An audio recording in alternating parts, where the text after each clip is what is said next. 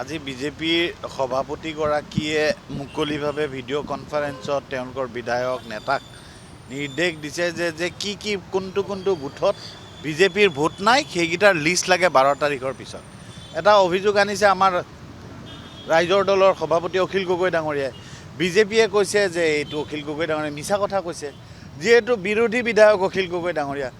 অখিল গগৈ ডাঙৰীয়াক ৰাইজৰ আগত দেখকৈ তেওঁলোকে ভিডিঅ'টো মুকলি কৰি দিয়ক। অখিল গগৈ ডাঙৰীয়াই যে মিছা কথা কৈছে তেতিয়া প্ৰমাণ হৈ যাব। সেইটো সৎ সাহস নাই কিয়? আজি মুখ্যমন্ত্ৰী ডাঙৰীয়াই টিভিৰ আগত মুকলিকৈ কৈছে যে মই নাম কাটিব দিছোঁ। তেওঁৰ কি কৰ্তৃত্ব আছে? আজি ইলেকশ্যন কমিশ্যনক আমি এইটোৱে প্ৰশ্ন কৰিছোঁ যে মুখ্যমন্ত্ৰী ডাঙৰীয়াই অসমৰ মুখ্যমন্ত্ৰী এগৰাকীয়ে নাম কাটাৰ কৰ্তৃত্ব তেওঁৰ নেকি? এই কথাবোৰ যিবোৰ মানে যি ধৰণৰ এটা অগণতান্ত্ৰিক কথা হৈ গৈছে, একদম মানে একনায়কত্ববাদীৰ চৰম এটা পৰ্যায়লৈ গুচি গৈছে, যে আজি তাৰ আমি প্ৰতিবাদ কৰিবৰ কাৰণে আমি বিৰোধী সকলো ৰাজনৈতিক দলে আহিছোঁ, থানাত FIR দিছোঁ। বিজেপিয়ে যি পন্থা ল'ব ধৰিছে, আৰম্ভ কৰিছে, অতি ভয়ানক। যে নাম কাটি দিয়াৰ পিছত নামটোতো এনেই কাটি দিব নোৱাৰে, এজন বৈধ নাগৰিকৰ নামটো কাটি দিব নাই, কিন্তু গোটেই প্ৰক্ৰিয়াটোত নামটো কাটি দিয়াৰ পিছত তেওঁৰ নামটো পুনৰবাৰ সোমাবৰ কাৰণে ইলেকশ্যন পাৰ হৈ যাব। এই বিজেপিৰ কথা যিকোনো প্ৰকাৰে আৰু দায়িত্বটো কাক দিছে? অশোক সিংঘাল। আজি যদি 6 নং দফাখন বিপ্লৱ শৰ্মা কমিটিৰ প্ৰতিবেদনৰ 6 নং দফাখন যদি ইমপ্লিমেণ্ট কৰিলে হয়, এজনতো মন্ত্ৰীয়ে হৈ নাথাকিলে হয়, তেওঁতো বৈধই নহয় 6 নং দফাৰ মতে।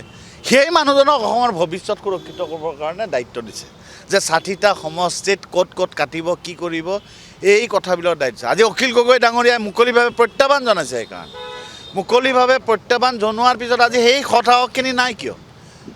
কামাখ্যা মন্দিৰত একেলগে যোৱাৰ কথা কৈছে, সেই সৎ সাহস নাই কিয়?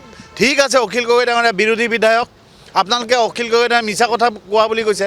এনেকুৱা এটা সুযোগ ক'ত পাব আপোনালোকে যে অখিল গগৈ ডাঙৰীয়াক এটা মিছলীয়া বুলি প্ৰতিষ্ঠা কৰিবৰ কাৰণে? দিয়ক, যিটো আপোনালোকৰ ভিডিঅ' কনফাৰেন্সৰ যিখন ভিডিঅ' আছে সেইটো ৰাজহুৱা কৰক, সৎ সাহস আছে যদি নাই। সেইকাৰণে কৈছোঁ যে আজি এই কথাটোৰ কাৰণে আমি FIR দিলোঁ প্ৰথম, যে দিলীপ শইকীয়া ডাঙৰীয়াৰ বিৰুদ্ধে, সভাপতি বিজেপিৰ সভাপতিৰ বিৰুদ্ধে তেওঁ এনেকুৱা ধৰণৰ বক্তব্য কিয় ৰাখিব? যেতিয়ালৈকে তেওঁ ৰাজহুৱা নকৰে ভিডিঅ'টো, তেওঁ এই বক্তব্য ৰাখিছে সেইটো সকলোৱে জনা কথা। আমি স্পষ্টভাৱে কৈছোঁ, যদি তেওঁ এই বক্তব্য ৰখা নাই তেতিয়াহ'লে তেওঁ ৰাজহুৱা কৰিলে হয়। দ্বিতীয় কথাটো হ'ল হিমন্ত বিশ্ব শৰ্মা ডাঙৰীয়াই কৈছে যে ইলেকশ্যন কমিশ্যন স্পষ্টভাৱে কৈছে, মানে তেওঁ মুকলিভাৱে মিডিয়াত কৈছে যে মই নাম কাটিব দিছোঁ।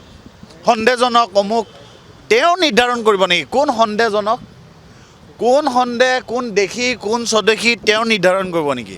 সেইকাৰণে ইলেকশ্যন কমিশ্যন যি এটা স্বতন্ত্ৰ সংস্থা, সেই সংস্থাটোৰ স্বতন্ত্ৰতাটো ৰক্ষা হ'ব না নাই?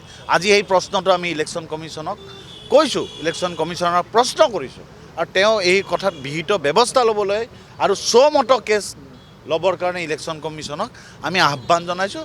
আৰু এই আহ্বান জনোৱাৰ কাৰণে আজি আমি সকলো বিৰোধী ৰাজনৈতিক দলে আহি এতিয়া ইলেকশ্যন কমিশ্যনাৰ অফিচৰ পৰা আহি ইয়াতে উপস্থিত হৈছে। এইখিনিয়ে কথা, ধন্যবাদ।